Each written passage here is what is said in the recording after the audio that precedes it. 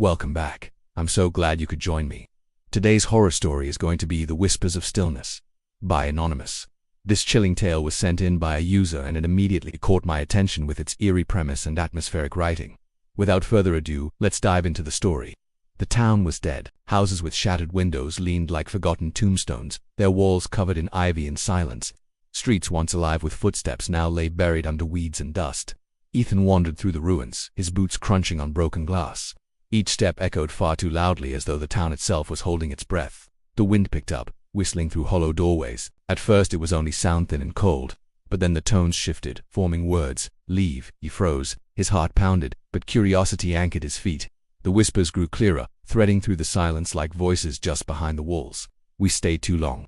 You will too. Ethan turned to run, but every building seemed to lean closer, the streets twisting into shapes he didn't recognize. The town wasn't abandoned, it was waiting, and now it had him. I love the way the author sets the scene right from the start.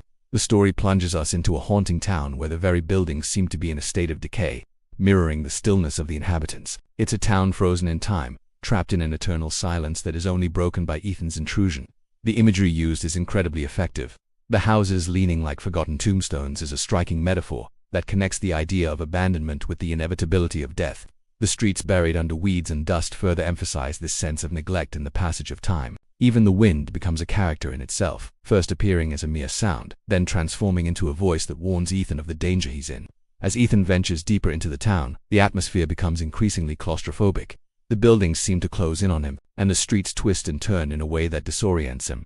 This creates a sense of mounting dread. We know something is wrong with this town. Something sinister lurks within its silent confines, and as Ethan becomes aware of this, his desire to escape grows. But the whispers, oh, those whispers. They are the most unnerving part of the story. They slither through the silence, taunting Ethan, warning him, tempting him, and as they grow clearer, we, the readers, understand the true nature of the town.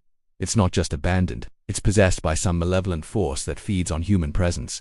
The revelation that the town isn't abandoned, that it's waiting, and then the final line, and now it had him, is pure genius. It turns the story on its head, making us realize the full horror of Ethan's situation. This isn't just a story about a haunted house or a ghost town. It's about a place that consumes those who enter it both physically and psychologically.